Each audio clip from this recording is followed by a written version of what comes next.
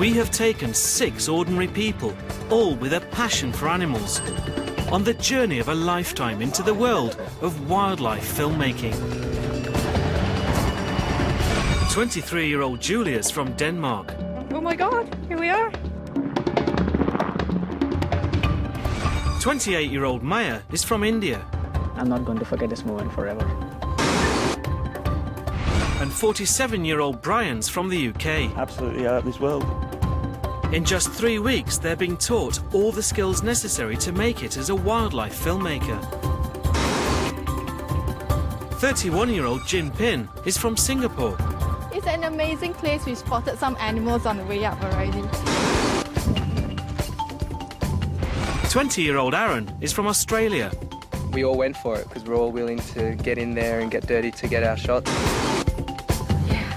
And Carla's a 29-year-old from Mexico. I still feel like I'm dreaming. Our classroom is the Shamwari Game Reserve in South Africa, where Animal Planet's Lyndal Davies is teaching them all they need to know about the wildlife. If you run, that elephant's going to chase you, and chances are you're going to be killed.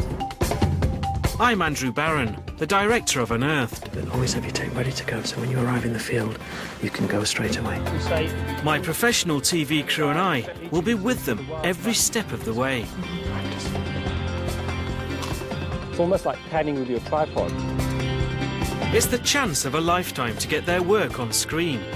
But who has got what it takes to be our Unearthed Filmmaker of the Year?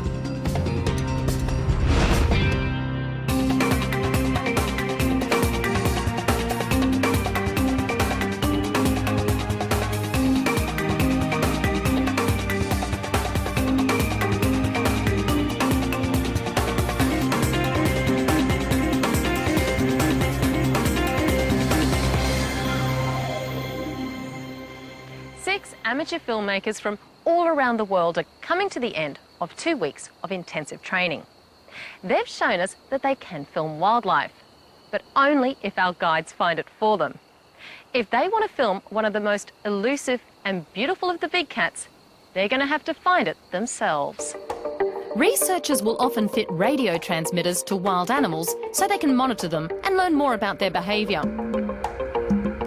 Leopards are the most elusive of the big cats and one of the hardest to study. Here at Shamwari, a female leopard has been fitted with one of these tracking devices. No matter where she goes on the reserve, she can be followed by listening to the strength of the radio signal.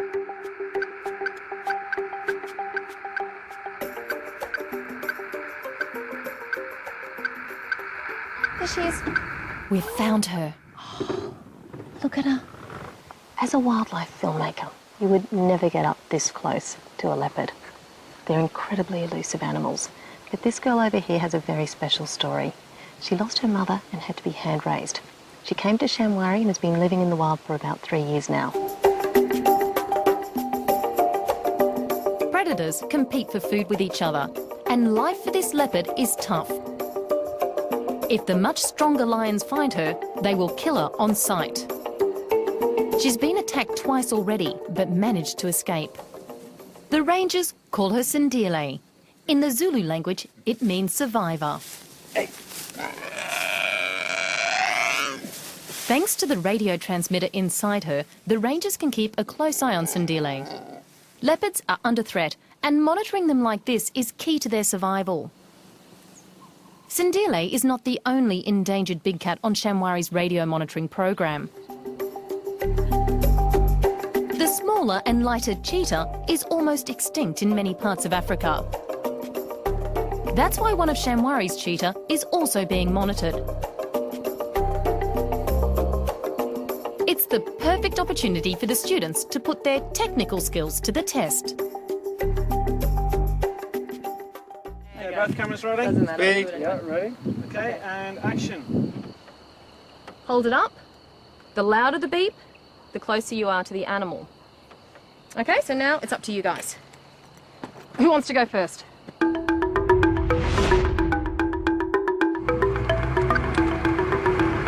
It's not going to be as easy as it looks. There's 23,000 hectares of bush here, and that cheetah could be anywhere.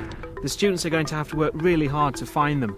For this, I've split them into 2 teams. Jin Pin's going to be leading Team 1. Okay, celebrate off. Can you do a right shot like the subject's in focus and the background not in focus, and then you do it the other way around?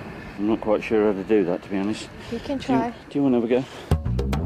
I've asked Mayor to direct Team 2, and he's got the added responsibility of operating the equipment to find the cheetah. The cheetah sequence was the first time we'd worked as a crew, and it was a comedy moment. There was a bit of tension between the 3 of us. I don't want to be a very arrogant director. At times I get frustrated. I'm a very short-tempered person.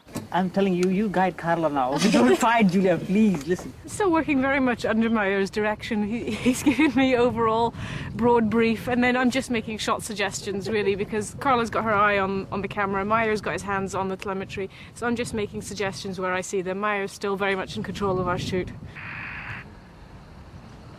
Thank you.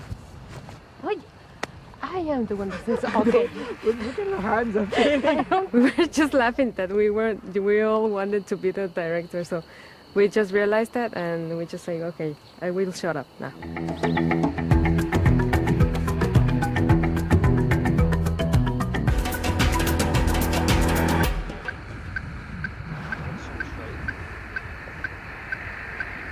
It's really close now. Action! We have signal, and if we go down the hill, I think the cheetah is somewhere looking at us right now because we have a really strong signal. Maya's convinced the cheetah's close. We're all following his lead into the next valley. After 5 hours of searching, let's hope he's got it right.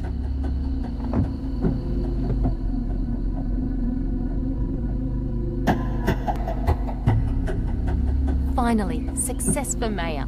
He's found the cheetah.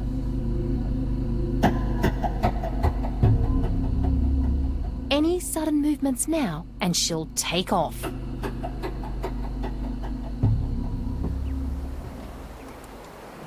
Cool. That's awesome.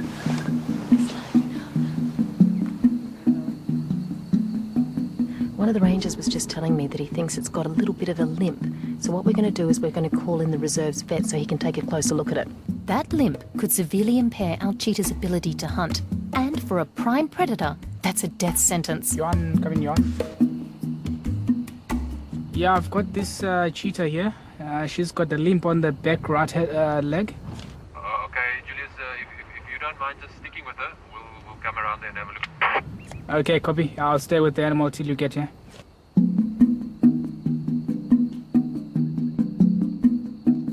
That cheetah had its main skills for killing its prey taken away from it. It had an injured leg, and I think we were lucky enough to find it. It could have been killed. Get your call me, boss. Just please. Now it's down to Shamwari's vet, Dr. Johan Joubert, to take a closer look. First, he has to dart the cheetah. It's not going to be easy.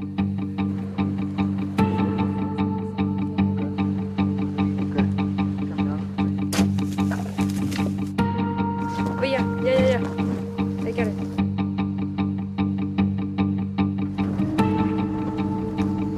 The cheetah's down, but not for long. Johan can't afford to wait around. The students have to move fast to capture the action. Okay, Julius, you see, it didn't inject the full dosage. Carla's straight in there for a shot, but she's completely blocked Brian. There is quite a bit of infection there, and that's infection in the bone. That is a little bit of a problem, but then this eye is not looking good at all. Johan decides to take the cheetah back to his clinic for emergency treatment.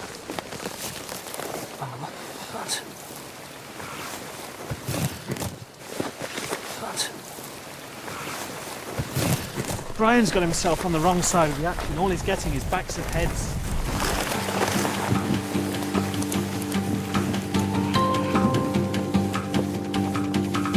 Everything was going so fast. Everything was moving so fast. It was very, very hard to keep up with what was going on. You were really thinking on your feet as you went. Now Carla's got herself on the wrong side of the action. She's not getting anything at all.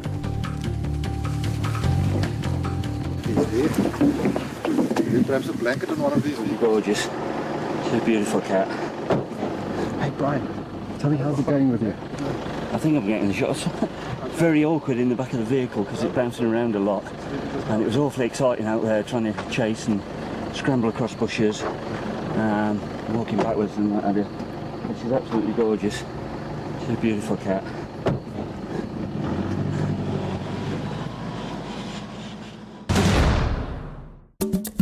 Coming up, Guys, wake up! the students get a wake-up call. Aaron, get up! With the chance to film big cats at their most dangerous. My main risk is to be eaten by a lion.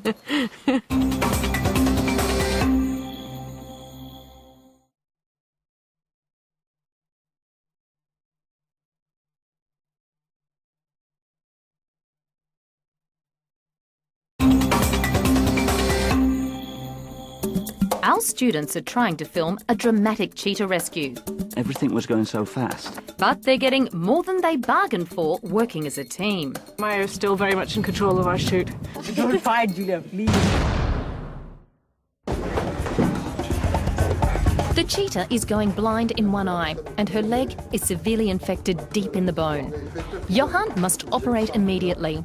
In the conjunctiva, the membrane around the eye as well. We might actually use that cranially. Can you see that now?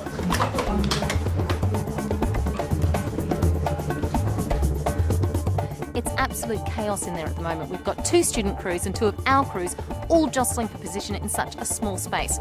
And if any of them get in the way of Johan's work, he's going to throw it all out because the animal's welfare always comes first. I feel really sorry for Johan. I mean, 6 amateur filmmakers shoving cameras in his face, people asking questions over top of each other, while trying to operate on a cheetah that could wake up from its sedative any moment. We were getting in each other's way. People had walked in front of his shots, and it was generally chaotic. It lasts long enough, so we're going to give this, called Baytrol, and then we're going to give some long-acting penicillin. Well, the vet's not thrown anyone out yet. It's all very chaotic in there, but they seem to just about be pulling it off. Are you finding it hard to communicate with your crew? Yes, I have some problems with the camera person. If there is any case where I find she's not getting it right, I just get up and push her around. I was focusing on the injury, so I made the decision of not paying attention to my ear. I just wanted to get the proper shots. I think what we're seeing here is that they all still think of themselves as individuals, not as part of a team.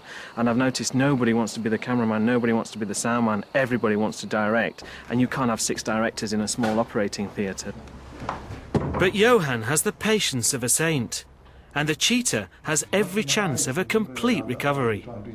We're going to give you this treatment, release it, see how it does. It does have a radio transmitter fitted, so we can follow the animal up. So we'll keep on following. And then, if necessary, we'll bring it back again. Good news for the cheetah. But how successful were our student crews? My biggest fault is with myself at the moment, and I'll have to wait and see what I think of the footage and the directing when I get back. If it's too shaky, obviously it's a useless footage, so we'll have to see, because I did see Brian trip over a few times, which I have to admit I probably ruined my own sound recording because I started laughing at him. Think you've got a nice show there? I think so. I think so. Looking forward to cutting it. Yeah. We all put our hearts in it, so if you do it with your heart, I think it's well done. Thankfully, our cheetah should make a full recovery. But now it's time to see if our students manage to get those shots.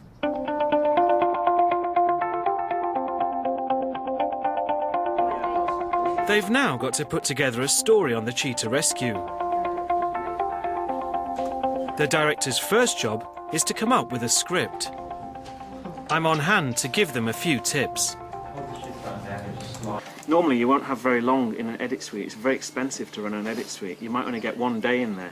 So all the work that you can do away from the edit will save you time. It means you can spend your edit time editing instead of viewing it for the first time. Once they have a script, the directors have to work with their editors to get the story right. Because that's a very small shot that we have. Mike, And yes, can I make a suggestion? yes. Rather than, Julia, try and sort of imagine what you've got down here, why don't you go away and record some voiceover, so she's actually got some words to put down, and she can space them out and see what's working and what's not. It's all about trying out, but as soon as you've got something concrete down there, you can immediately see whether it's going to work and whether it's not going to work. And it'll be a much more efficient use of your edit time.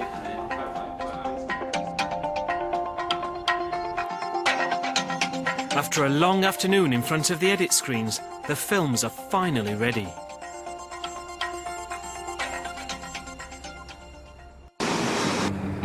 A famous resident at Shamwari Game Reserve, Blue Eye the cheetah can be difficult to track. Radio telemetry makes the job easier.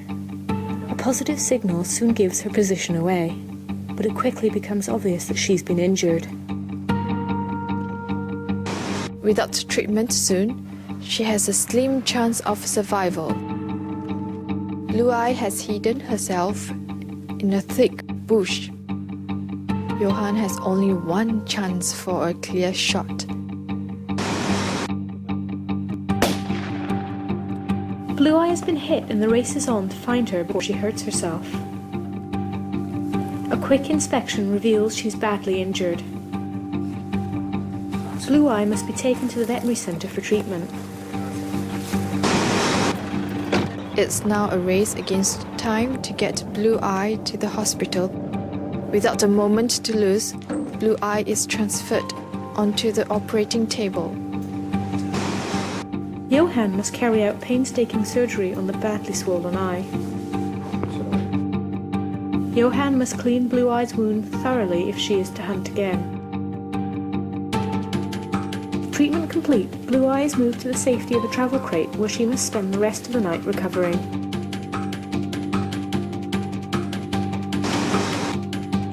Johan has given her a new chance to roam free.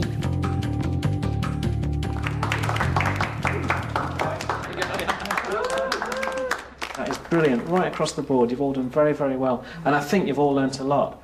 It's a really exciting way of learning because you just want to go right back out right now and try again and try and do it better.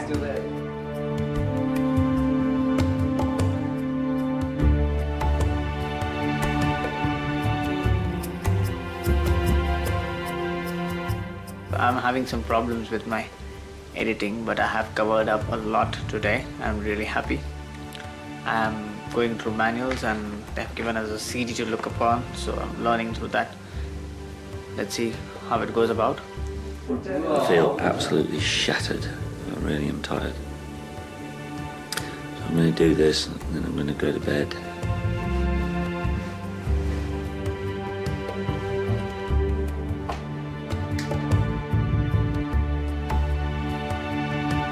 All of the students are exhausted, but there's no time to rest because they're about to come face to face with big cats at their most dangerous.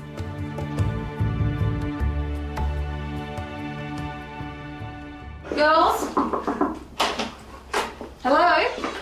Come on, up you pop. Guys, wake up. Aaron, get up! Move it. A pride of wild lions have brought down an antelope near the production headquarters. We're going to try and film them. The fact that it's now pitch black doesn't mean we're going to stop filming. That just creates a whole new challenge for our filmmakers. They have to learn how to film in the dark, and that means using spotlights. And that's a whole new task in itself that they have to learn. If you get animals used to lights, they start to act as if it's moonlight, and if you hold it still, you can make the animal accept the fact that there are lights going on. It's still a very tricky art. It still quite often doesn't look like moonlight because you've got to keep moving it and it throws shadows. Carla's taken the first turn on the spotlight, but she's distracted by the pride of wild lions devouring their kill, only meters away. I have a lot of respect to the animal because I don't know in what temper I will get him. So that's my main risk is to be eaten by a lion. Carla's right to be concerned. Lions are very active at night. That's when they do most of their hunting. Aaron's next with the torch, but it's not easy making the light look natural. No, you shift it a bit down, please. A little bit down, yeah. No, too far. A bit up. Up. Stop!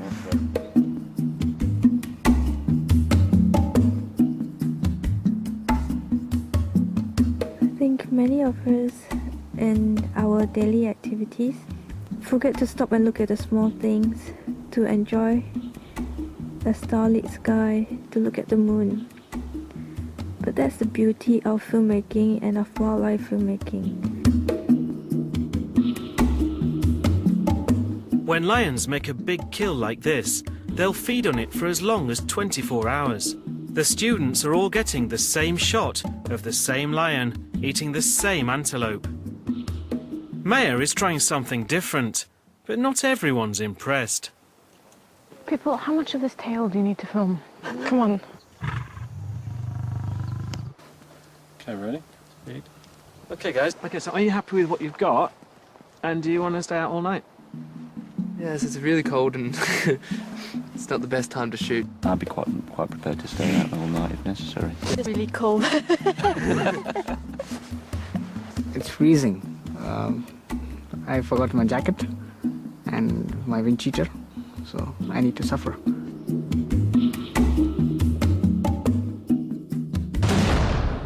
That's the end of the training for our Unearthed students.